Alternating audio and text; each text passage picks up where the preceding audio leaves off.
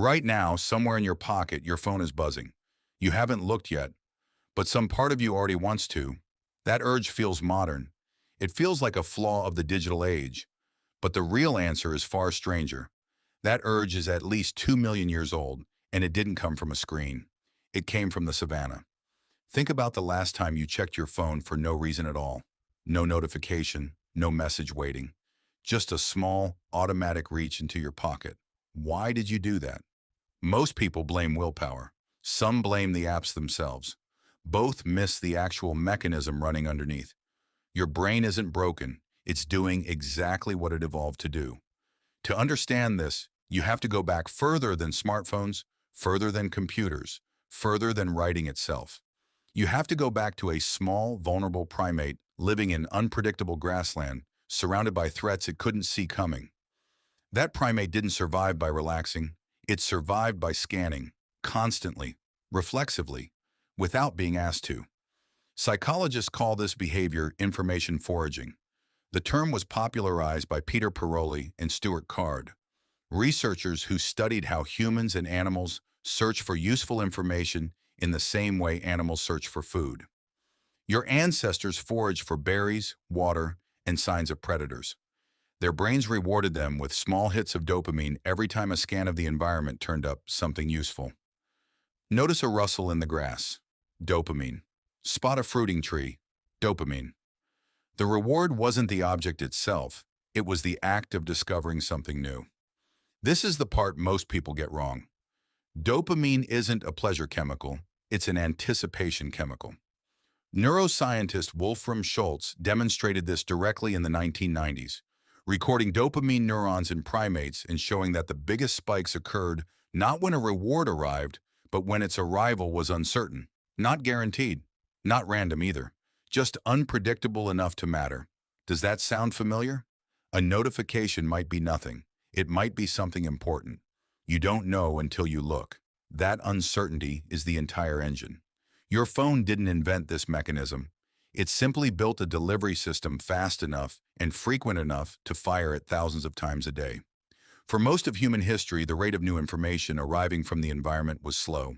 A new person is passing through camp, a change in animal tracks, a shift in the weather. Your ancestors checked their surroundings constantly, but the surroundings rarely changed within seconds. The scanning behavior was constant. The payoff was rare. That ratio mattered. It kept the system in balance.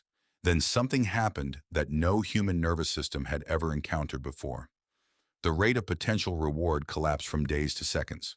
A like, a reply, a message, a headline. Each one arrives wrapped in the same ancient uncertainty your ancestors felt, scanning the grass for movement, except now the grass refreshes itself every time you pull it down with your thumb. That gesture isn't accidental. Researchers have pointed out that the pull-to-refresh motion mimics the mechanical unpredictability of a slot machine, another system explicitly engineered around variable reward. Stanford researcher B.J. Fogg has spent years studying exactly this intersection. The deliberate design of technology around behavior triggers that already existed in human psychology long before any app was built. Here's the part that reframes everything. You are not weak for checking your phone. You are running software that kept your ancestors alive for nearly the entirety of human existence. The same circuitry that made a hunter-gatherer glance up every few minutes to scan the horizon is the circuitry making your hand drift toward your phone during a quiet moment. The behavior is ancient. Only the trigger changed. This is where most explanations stop. But there's a deeper layer, and it has to do with what your brain considers a threat. Anthropologist Sarah Hrdy has written extensively about the social hypersensitivity of early humans, arguing that survival in small ancestral groups depended heavily on staying socially informed. Who was upset? Who was aligned with whom? Who might withdraw support during a hard season? Missing social information wasn't just inconvenient, it could be dangerous. A person cut off from the group's social signals was a person more likely to be left behind when resources grew scarce. Your brain still treats social information this way. Not literally life or death anymore, but the alarm system hasn't been updated.